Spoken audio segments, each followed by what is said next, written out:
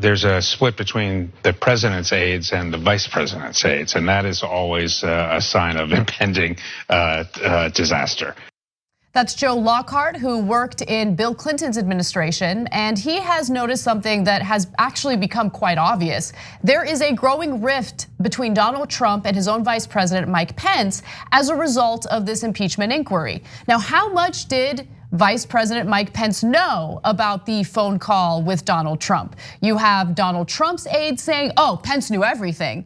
And then at the same time, you have Pence's aides saying, well, no, maybe he didn't know anything at all. We don't know. It seems like he's been left in the dark about all of this. Yeah. So before I give you the details on that, and it's an excellent detailed report in the Washington Post, I want to give you a little more of what Joe Lockhart had to say. Take a look. It's a bit of a circular firing squad right now at the White House as people try to position their principles and settle some scores in the process. Look, I might get struck by lightning for suggesting there's some grand strategy here, but if you look at the big picture, there are those who suggest that the White House, the president's team, is bringing up the word Mike Pence, or the words, I suppose, Mike Pence, because what they're doing is sending the message, everyone's involved here. If you come after me, it's everyone who's going down. So take this seriously. Yeah, I think the Pence people, tried to put out a line that, insulated him, and the Trump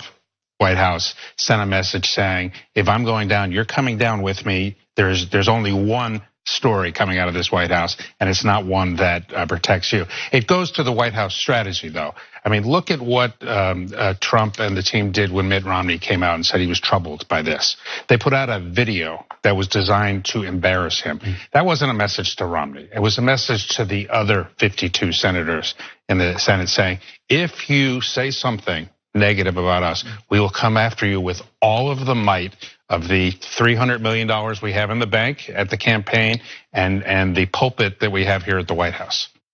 So I think Lockhart is 100% right. And this is just my perception of this. I don't believe that Mike Pence was just completely unaware and just like this dopey guy who didn't know what was really going on. Again, that is my speculation, but let me give you the details from the Washington Post report. Before I do so though, Cenk, do you want to jump in? I do, I have 4 words to say here.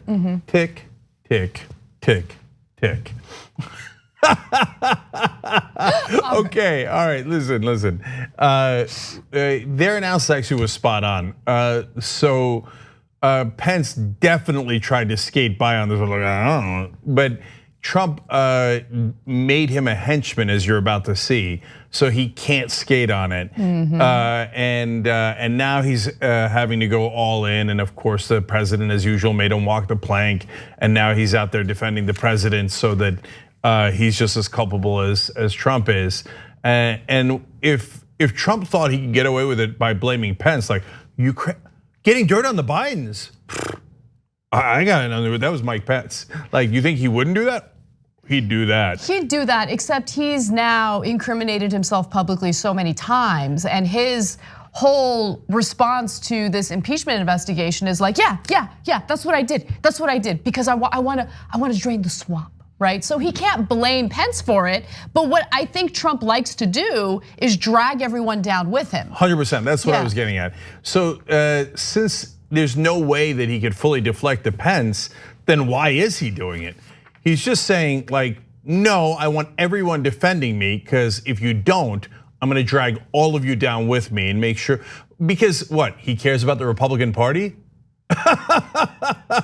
He cares about principles? Oh, go on. He cares about his colleague, Mike Pence, his partner, the vice president. No, the only thing that Donald Trump ever cares about is Donald Trump. So if he's got to kill everybody on the way down politically within the Republican Party, he'll do it in a second. But that's eventually what's going to cost him the presidency, because enough Republican senators are going to go, this guy's going to kill us all, man, politically. So what's the point of staying with him?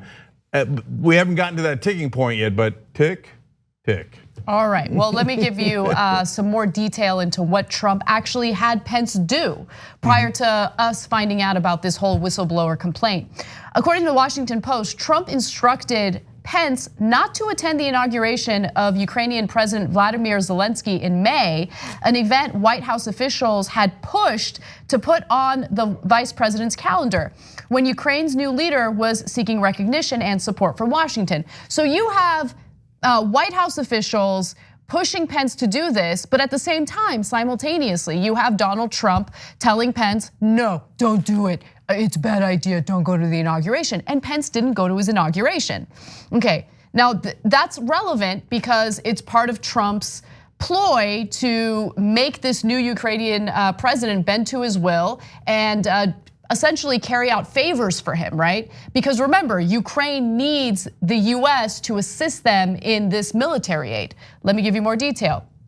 Now, instead of traveling to Kiev as he was supposed to, Pence was supposed to, for this May 30th inauguration, Pence actually attended a Trump campaign in Jacksonville, Florida, and made an official trip to Canada later that month. Now, months later, the president used Pence to tell Zelensky that US aid was still being withheld while demanding more aggressive action on corruption.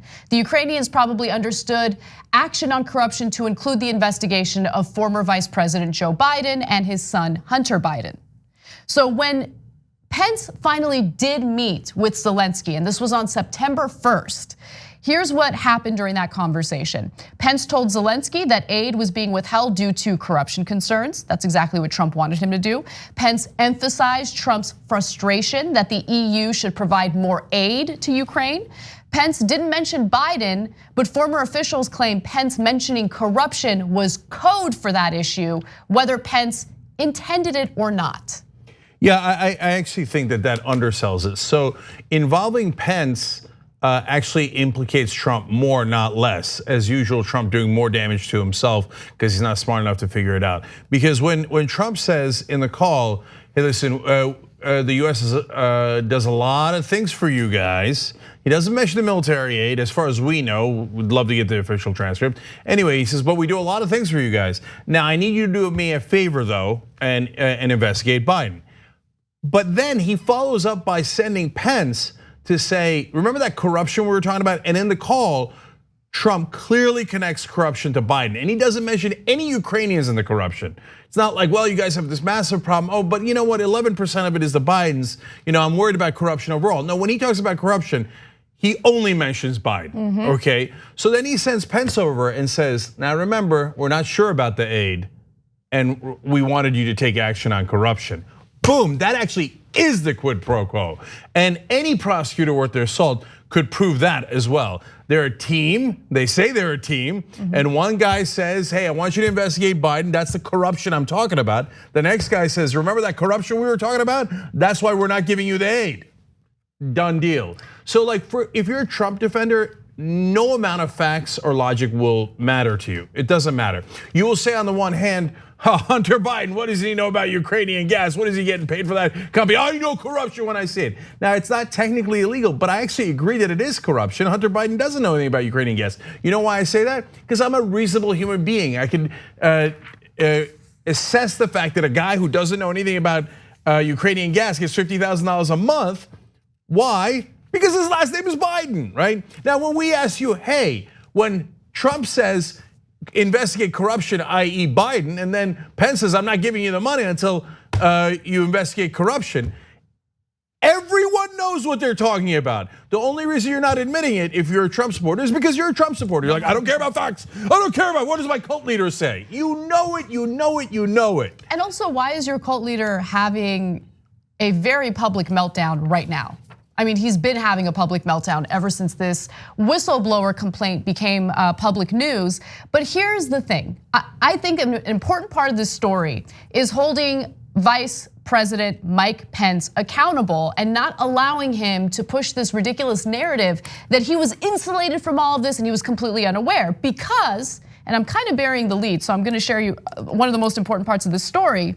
According to the Washington Post report, his own aide and one of his top aides was listening in on that call between Donald Trump and Vladimir Zelensky. So the aide is Kellogg, Pence's top national security advisor, listened in on the call from the Situation Room, which was the standard practice, but did not see it as unusual or flag any concerns about it to the vice president. Now that's according to aides who spoke to the Washington Post, but here's one other thing. After that call happened, literally the day after that call happened, Pence is supposed to get a summary of the conversation. So are you telling me that he received that summary of the conversation and then proceeded to meet with Vladimir Zelensky without reading the summary of that conversation? So the vice president didn't actually prepare for his meeting with Zelensky? I don't know, I'm just not buying it. Yeah, I mean, if it was Trump, it would be much more plausible that he's like, oh, 5 pages. How could Trump, the man-child, ever get through 5 pages? But so it's a briefing that they gave to a couple of things here. He gets his guys on the call, as Anna told you, gets a summary of the call, and then he gets a briefing on his way to meet Zelensky that explains to him what it is that they want to accomplish with Zelensky. So they're saying the best defense Pence has is, I suck at my job. I never do any homework, just like the boss. The boss tells me don't read anything, don't study anything. So I never looked at a single paper in my life. They gave me everything I needed to know, and my assistant Kellogg's like a former general. So this like top level guy was on the call, but he didn't tell me, golly gee. And so when I was breaking Zelensky's kneecaps about the aid, I didn't know what I was doing. I just thought it was just random that I was withholding the aid, even though everybody was like, and Zelensky seemed apparently in that conversation distraught that the aid had still not been delivered. Exactly. Like, and Pence is like, oh golly gee, I don't know why. I don't know what corruption means. I haven't. And again, no one ever mentions any Ukrainian names when they talk about corruption in Ukraine. I mean, all you have to do is a little bit of work to hide your corruption. You have to say, oh my God, I'm really upset about Jim Jablowski and Joe Jablowski in Ukraine, and also Joe Biden and Hunter Biden. But really, I want you to clean up corruption. But neither Pence nor Trump do that at all. Corruption, Biden. Aid, no, I don't know, man. Oh, you want the aid? Oh, it seems like you really want the aid. I think you gotta look into corruption. Everybody on the planet knows what it is. And even the guys who say they don't, they're lying, they're pretending not to realize it's super obvious. Thanks for watching The Young Turks, really appreciate it. Another way to show support is through YouTube memberships. You'll get to interact with us more. There's live chat emojis, badges. You've got emojis of me, Anna, John, JR. So those are super fun. But you also get playback of our exclusive member-only shows and specials right after they air. So all of that, all you gotta do is click that join button right underneath the video. Thank you.